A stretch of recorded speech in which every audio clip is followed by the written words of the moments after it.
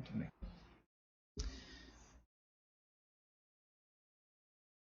Meus amados irmãos, eu vou fazer a leitura e eu peço então que os irmãos acompanhem. Aqueles que nos visitam, que estão sem a Bíblia, poderão acompanhar também a projeção em tela. Colossenses 3, 22, palavra do Senhor assim nos diz: Servos, obedecei em tudo ao vosso Senhor segundo a carne, não servindo apenas sob vigilância, visando tão somente agradar homens, mas em singeleza de coração, temendo ao Senhor. Tudo quando fizerdes, fazei-o de coração como para o Senhor e não para homens, cientes de que recebereis do Senhor a recompensa da herança. A Cristo, o Senhor, é que estais servindo, pois aquele que faz injustiça receberá em troco a injustiça feita. E nisto não há acepção de pessoas. Capítulo 4, versículo 1.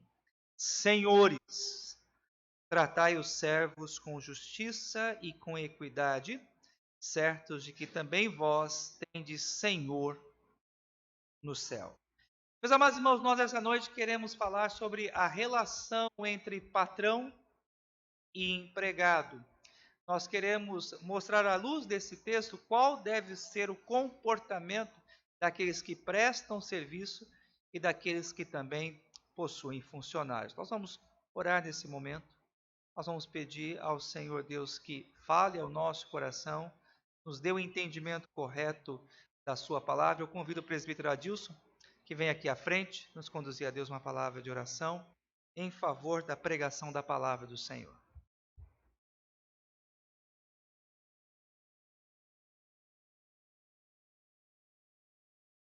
Pai Santo, nesta hora que vamos estudar a Tua palavra, vamos ouvir, ó Deus, a Tua voz.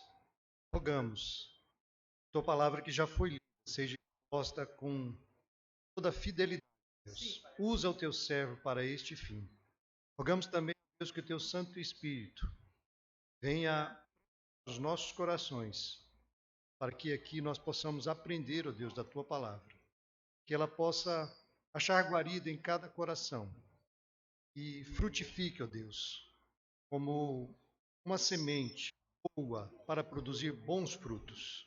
É o que nós te pedimos no nome do Senhor Jesus. Amém, Senhor.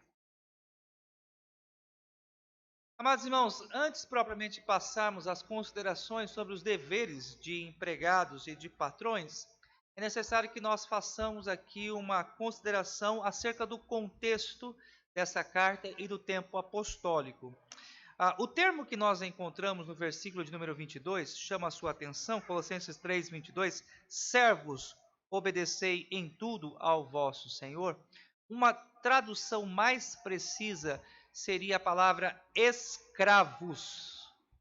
Obedecei em tudo ao vosso Senhor. O termo que nós encontramos aqui é o termo grego doulos, que é na verdade o escravo, aquele que era mantido, sustentado, protegido pelo seu proprietário, pelo seu Senhor. Eu quero, meus amados irmãos, fazer aqui algumas considerações sobre a escravidão no período apostólico, até para que nós possamos ter uma melhor compreensão do sentido dessa passagem. Primeiro, é de suma importância que nós entendamos que a igreja ela nasce num contexto em que a escravidão humana era uma instituição aceita pelo Império Romano e até existiam leis que regulamentavam a questão da escravidão. E a escravidão, dentro do contexto do Império Romano, fazia parte de uma estrutura básica da sociedade. Ou seja, mais da metade do Império Romano era constituída de escravos. Então, a questão da escravidão já fazia parte do aspecto cultural do contexto greco-romano e a igreja ela nasce dentro desse contexto em que a escravidão fazia parte da base social da cultura greco-romana. Um outro ponto que eu destaco é que nesse contexto em que nasce a igreja não existia o conceito de abolição da escravatura. Não era uma ideia, não era um conceito que alguém poderia imaginar. Nenhum homem em são juízo, dentro desse contexto, nos tempos apóstolos, poderia imaginar uma sociedade sem escravos. O conceito da abolição da escravatura é relativamente novo.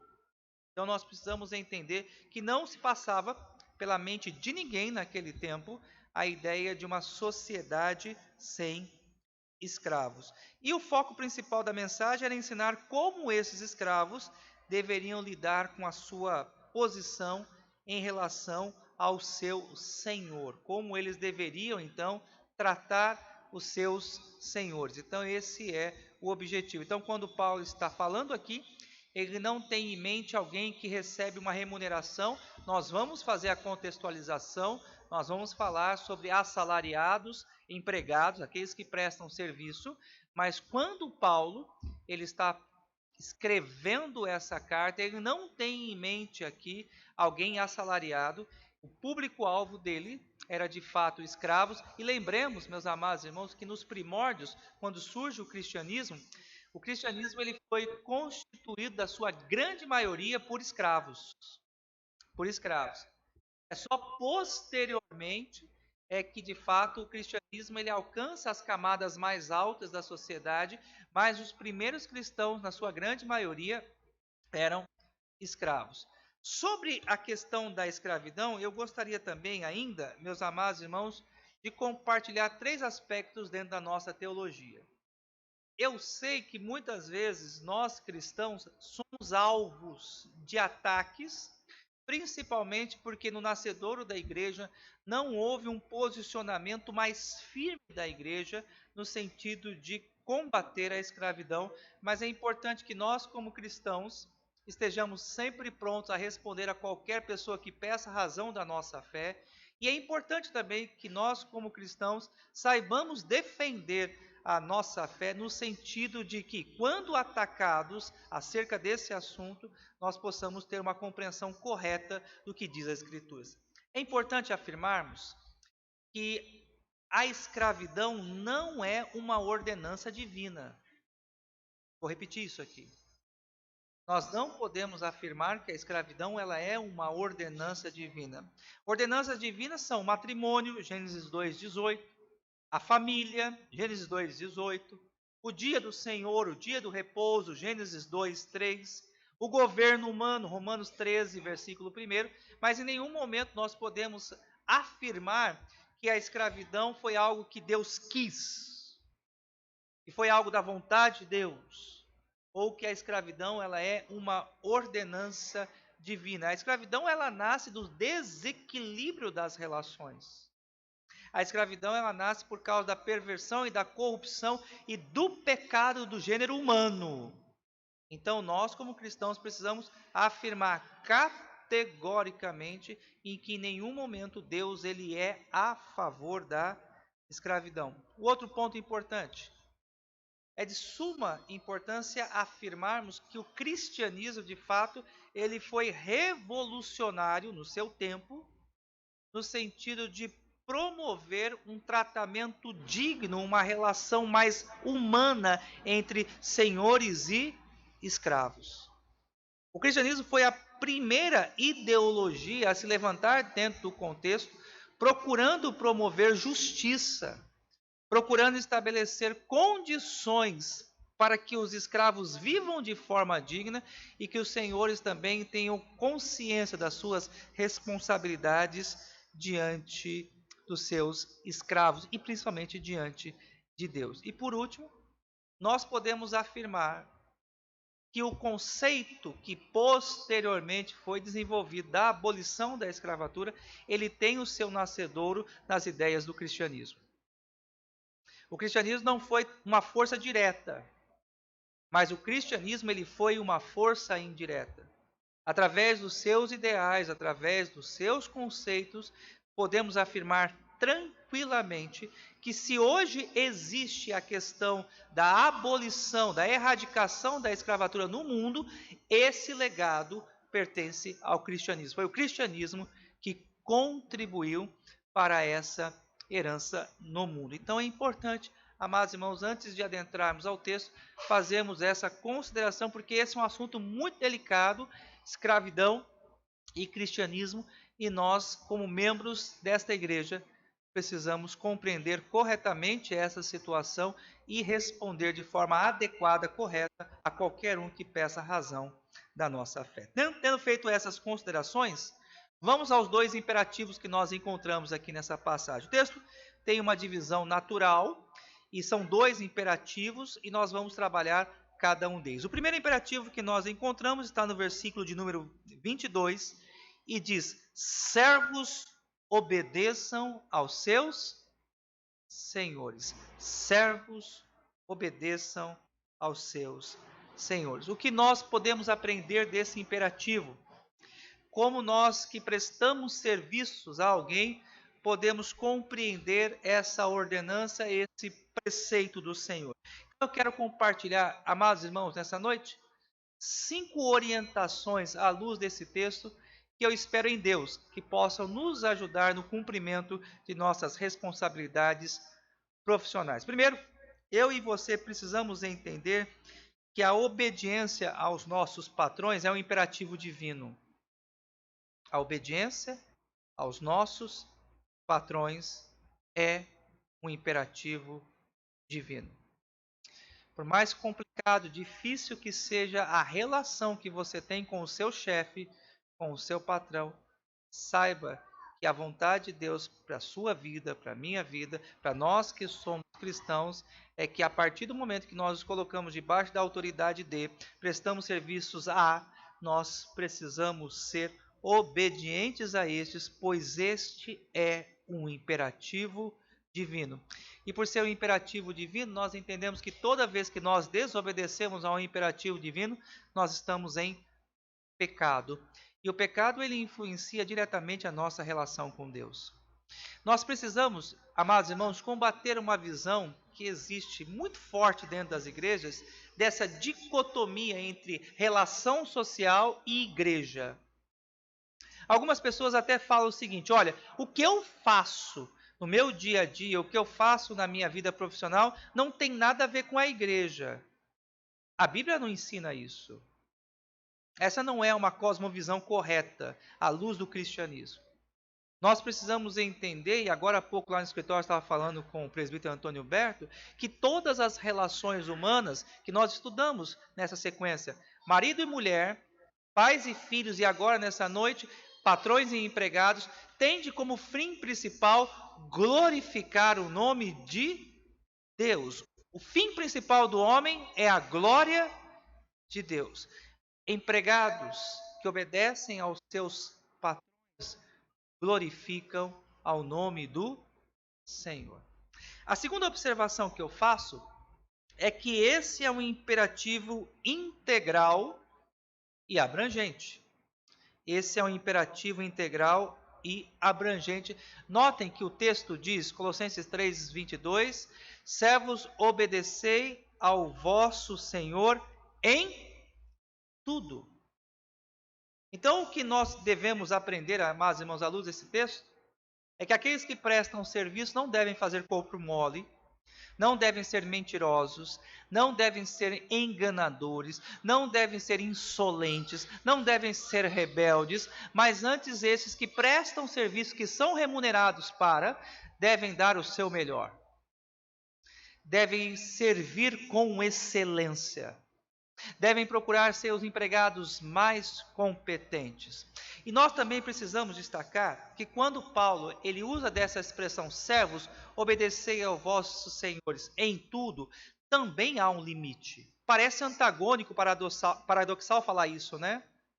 Porque o texto diz que em tudo nós devemos ser obedientes e agora eu falo que tem limite. Parece que eu estou me contrapondo, mas não estou me contrapondo. Nós precisamos entender que a Bíblia ela se interpreta por si mesmo. E um texto não pode ser interpretado de forma isolada, porque texto interpretado de forma isolada gera pretexto. E o pretexto transforma-se posteriormente em heresia. Qual é o limite? Todo cristão, quando presta serviço a alguém, está desautorizado a obedecer esta pessoa quando o seu patrão lhe induz à prática do pecado. Se o seu chefe, se o seu patrão lhe induzir à prática do pecado de uma forma respeitosa, de uma forma simples, de uma forma firme também, o seu posicionamento como cristão deve ser: chefe, isso eu não faço. Chefe, eu não minto. Chefe, eu não roubo. Chefe, eu não engano. Chefe, eu não vou trapacear a ninguém. Chefe, eu não vou levar vantagem sobre ninguém. Porque acima do Senhor tem uma autoridade. E a autoridade que eu obedeço é o Deus Criador dos céus e da terra. Então, portanto, meus amados irmãos, nós entendemos sim, claro, que essa obediência ela é integral e ampla, mas porém também ela é limitada. Ninguém deve estar preso a obedecer o seu patrão se esse lhe induz à prática do pecado. Então nós entendemos que quando Paulo faz uso dessa expressão em tudo, há também um limite. Terceira consideração que eu chamo a sua atenção, e é rico aqui o texto, é que aqueles que prestam serviços empregados, eles devem servir ao seu senhor de forma sincera. Notem que o texto diz o seguinte: não servindo apenas sobre vigilância. Tem muito empregado que só trabalha sob pressão, que só trabalha quando o chefe está por perto, que só produz quando os olhos do patrão estão em cima. Quando o patrão se afasta, quando o patrão se distancia, o empregado encosta, faz corpo mole, começa a enrolar, deixa de cumprir as suas responsabilidades. O texto claramente nos mostra, meus amados irmãos, que nós devemos ser íntegros. Nós devemos servir de forma sincera, não somente quando o nosso patrão está presente. Eu gostaria que você rapidamente pudesse fazer um exercício agora. Eu queria que diante de Deus você colocasse o seu coração, que você pesasse o seu coração. Você é um empregado assim? Você só produz quando o seu chefe está por perto? Você só mostra serviço quando seu patrão chega? E eu quero, meu amado irmão e irmã, em nome do Senhor Jesus, te dizer que a sua atitude profissional tem sido essa, agradado a Deus. Essa é uma atitude pecaminosa.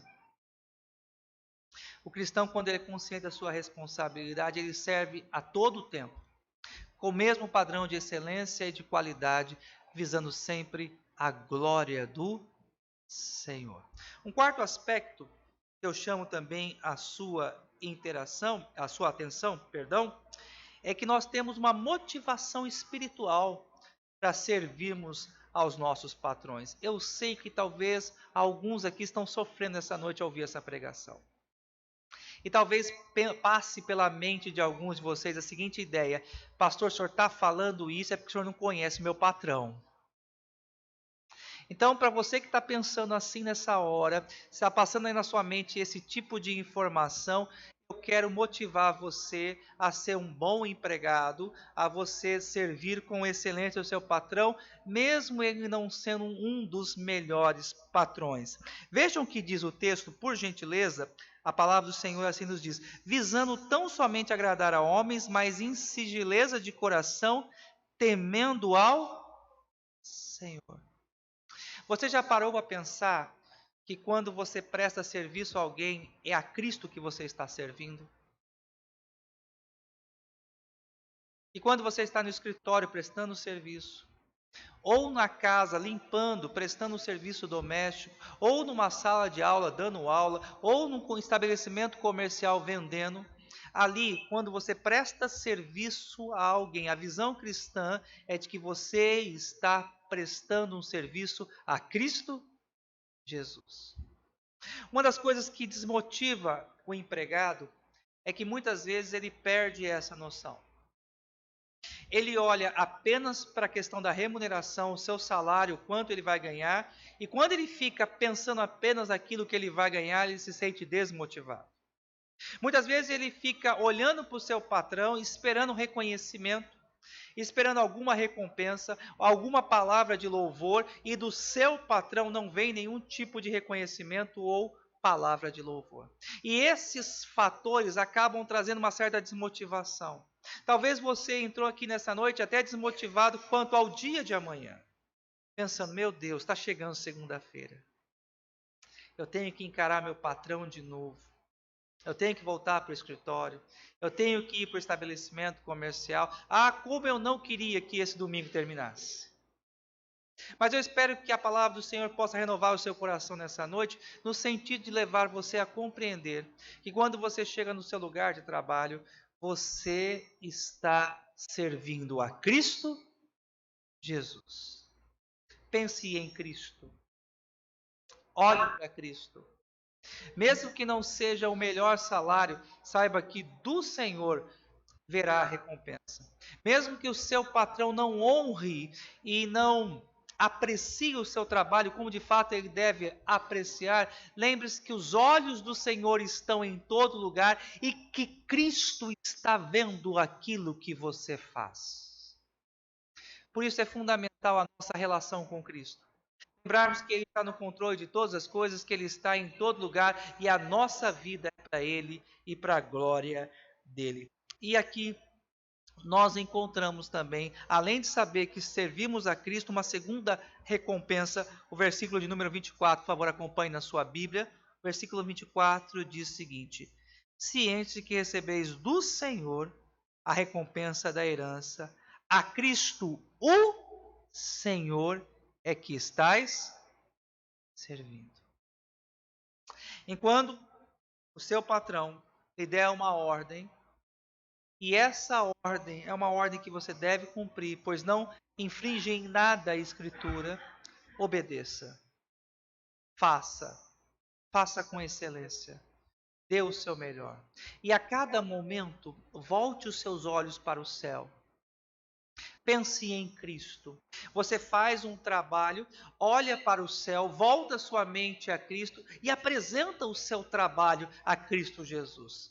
Aos professores que estão aqui, as minhas irmãs professoras que aqui estão, talvez o Estado não lhe reconheça, a diretora da sua escola não valorize seu trabalho, dê a sua aula, dê o seu melhor, entregue para Cristo o fruto do seu trabalho, dizendo da seguinte forma: Senhor, eu espero que o teu nome seja glorificado.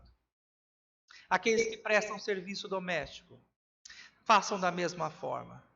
Se porventura os seus patrões não reconhecem o seu trabalho, o seu zelo, o seu cuidado com a casa, ao terminar o trabalho, volte os olhos para o Senhor e diz: Senhor, eu termino esse dia entregando em tuas mãos o fruto do meu trabalho. A partir do momento que nós passamos a ter essa perspectiva, o nosso coração encontra paz. Quanto maior as nossas expectativas em sermos reconhecidos, quanto maior a nossa expectativa de recebermos uma remuneração melhor, maior são as nossas frustrações quando isso não acontece. Por isso que nosso olhar, a nossa mente e o nosso coração precisa estar em Cristo Jesus, porque quando trabalhamos com excelência, servimos e adoramos ao Senhor. Agora, tendo feito as considerações daqueles que prestam serviço aos empregados, eu quero me dirigir a um segundo público nessa igreja, aqueles que possuem empregados, aqueles que são patrões. E eu sei aqui nessa noite que eu possuo irmãos, que tenho irmãos aqui, que são empregadores, que possuem estabelecimentos e que geram rendas e que também têm os seus prestadores de serviço. Então eu quero me dirigir a você agora, no nome do Senhor Jesus. Colossenses capítulo 4, versículo 1. A palavra do Senhor assim nos diz: Senhores, tratai os servos com justiça e com equidade. E equidade aqui nós precisamos entender com igualdade. É a mesma tradução. Equidade, igualdade. Certos e também vos tende Senhor no céu. Vamos então aqui fazer algumas considerações. Meus amados irmãos, lembremos, à luz desse texto, que a injustiça, ela desagrada a Deus. Então, aos patrões aqui presentes, a injustiça desagrada a Deus. E aqui o apóstolo Paulo, ele trabalha duas estradas da injustiça. A primeira forma de injustiça é a exploração. Quando você, patrão, pode pagar um salário melhor ao seu empregado e você não paga. Quando você só espera ter riqueza, acumular bens materiais. Saiba que esse tipo de atitude desagrada a Deus. Saiba que os olhos do Senhor estão sobre a sua vida. Se você tem se enriquecido às custas dos trabalhos de outras pessoas, dos seus empregados, e você mesmo tendo condições não tem pagado um salário justo para estes, o Senhor Deus um dia vai pedir conta disso. Os olhos do Senhor estão sobre vocês. A palavra do Senhor diz em Colossenses 3:25, dentro dessa mesma sessão, por favor, acompanhe. Pois aquele que faz injustiça tem condições de pagar um salário melhor para o seu empregado e não faz, receberá em troco a injustiça feita. E nisto não há acepção de pessoas. Quer aqui, quer na eternidade, um dia haverá o acerto de contas. E é inevitável essa prestação de contas a Cristo Jesus. Eu costumo sempre dizer que vir na igreja é um negócio muito sério, né? Vir na igreja é um negócio muito sério. Porque a partir do momento que ouve a palavra do Senhor, nós nos tornamos diante de Deus que diz. Hoje você nunca vai poder dizer na presença de Deus que você não ouviu sobre o assunto. Que o Senhor Deus não lhe advertiu. Que a palavra do Senhor não chegou ao seu coração. O texto ele é muito claro. Todos aqueles que exploram os seus empregados, tendo condições de pagar um salário justo e não o fazem, acertarão a sua conta com o Senhor. Deixa eu fundamentar esse meu argumento, que é um argumento pesado, mas é um argumento bíblico, com uma outra passagem. Por gentileza, Tiago capítulo 5, versículos 4 e 6. Tiago capítulo 5, versículos 4 e 6.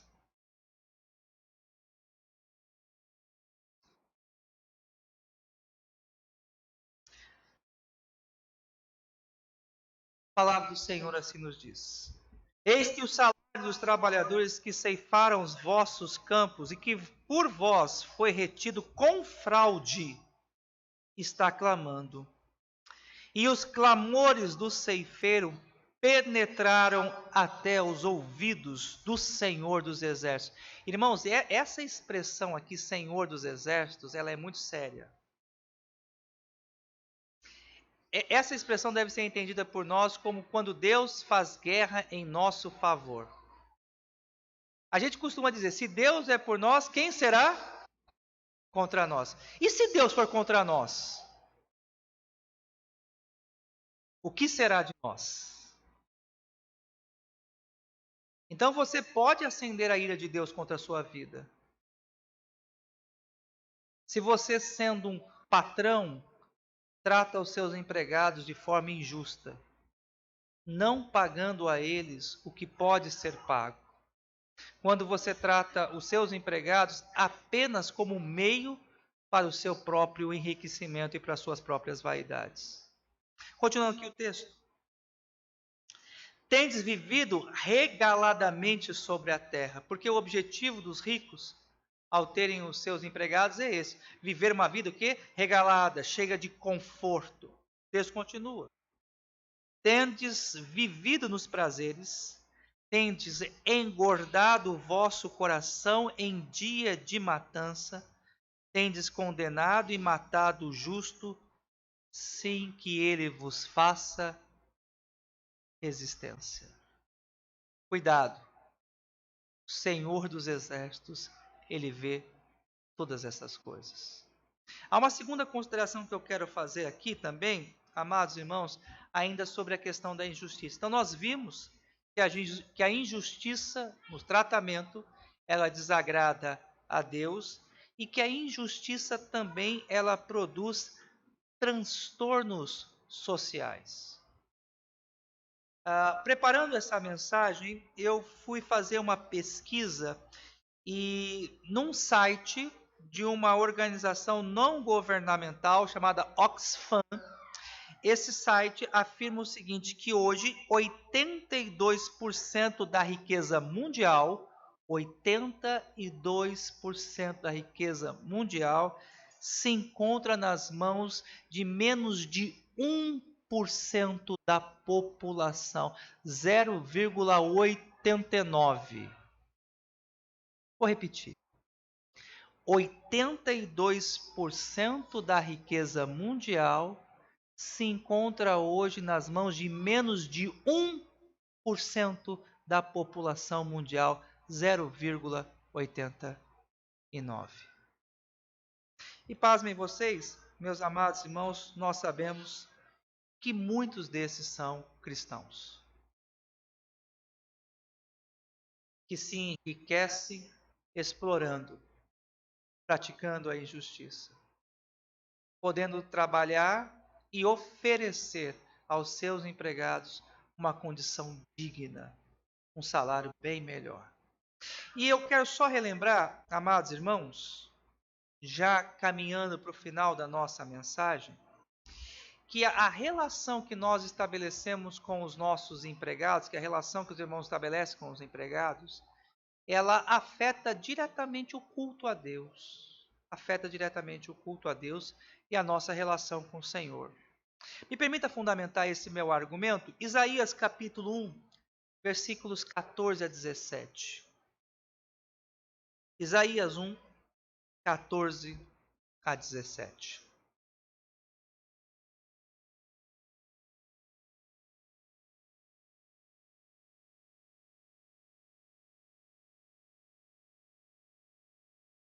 O contexto de Isaías é muito interessante nesse capítulo 1, porque Deus ordena ao seu profeta que fale ao povo para que o povo deixe de prestar culto a ele. Imagina isso. Deus ao seu profeta para que diga ao povo: parem de me cultuar. Parem de celebrar o meu nome. Parem de me trazer ofertas e sacrifícios. Isaías capítulo 1, versículo 14, a palavra do Senhor assim nos diz: as vossas festas da lua nova e as vossas solenidades, a minha alma as aborrece. Notem vocês que um culto pode aborrecer a Deus se não for prestado conforme a sua palavra. E eu prossigo aqui no texto. Já me são pesadas, estou cansado de a sofrer. Imagine, um culto que é para trazer alegria ao coração de Deus pode trazer sofrimento ao Senhor. É o que diz o texto aqui. É claro que Deus não sofre como nós, mas é que para que nós possamos compreender o sentido aqui da expressão. Versículo 15. Pelo que quando estendeis a mão, escondo de vós os olhos. O estender a mão aqui é no sentido de adorar. Quando nós oramos, via de regra, nós abaixamos a nossa fronte, né? E nós fechamos os nossos olhos, abaixamos nossa cabeça e nós oramos assim. Mas não é assim que o judeu orava. Ou melhor, como o judeu ora até os dias de hoje. Um judeu, ele ora assim. Ele levanta as mãos para os céus, ele levanta a cabeça aos céus e ele ora falando aos céus. E no texto aqui, como se Deus dissesse: pare de fazer isso. Não levantem mais os olhos aos céus. Não ergam mais as suas mãos para mim. E o texto aqui continua.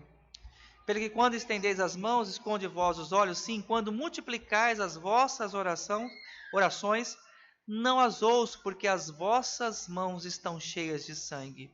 Lavai-vos, purificai e tirai a maldade dos vossos atos diante dos meus olhos.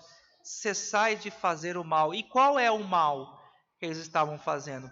Versículo 17. Aprendei a fazer o bem, atendei à justiça.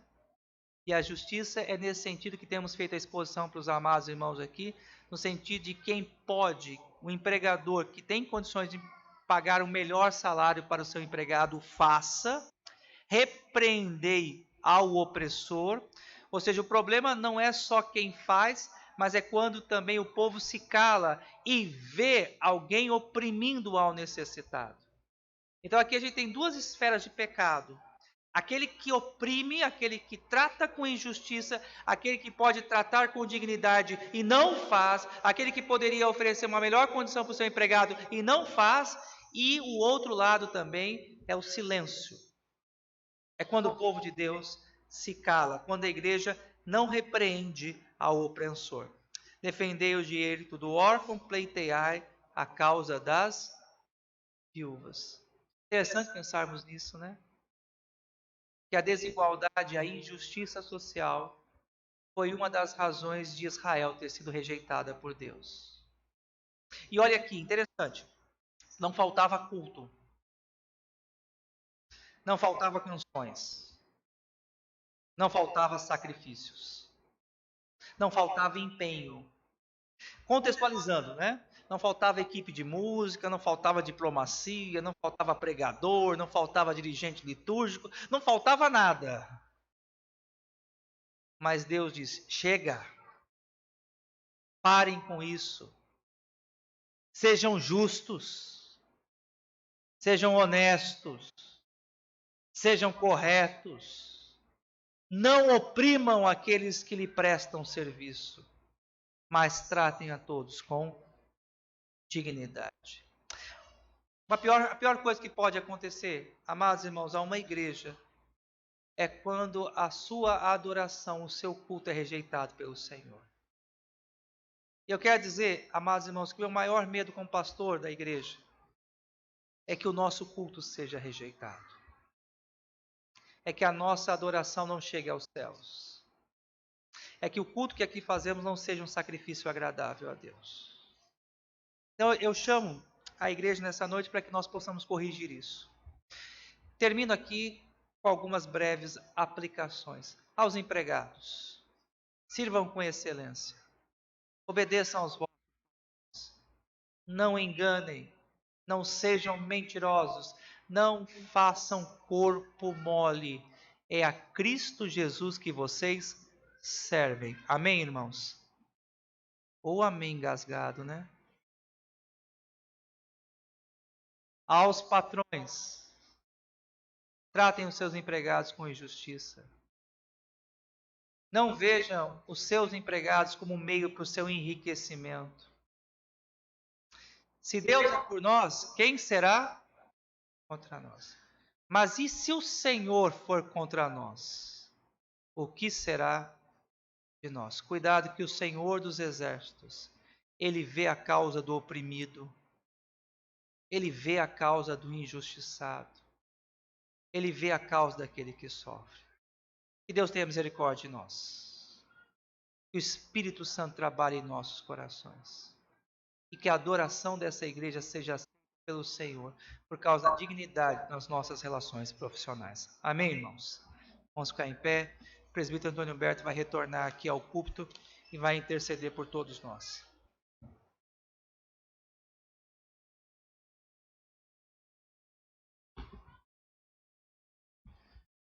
Eterno e poderoso Deus, nós te louvamos nessa noite e agradecemos pela tua palavra exposta e que nós possamos cumpri-la, Senhor, para a tua honra e para a tua glória. Ó Deus, mesmo sendo servos, mesmo sendo empregados ou patrão, que nós possamos cumprir fielmente o que o Senhor tem nos ensinado, porque teu é o ouro, teu é a prata, tudo provém de ti e nós estamos debaixo da tua poderosa mão. Abençoa a tua igreja, que cada dia possa testemunhar do Senhor e que possam praticar a tua palavra. Em nome do Senhor Jesus, nós te agradecemos. Amém. Amados irmãos, ainda em pé.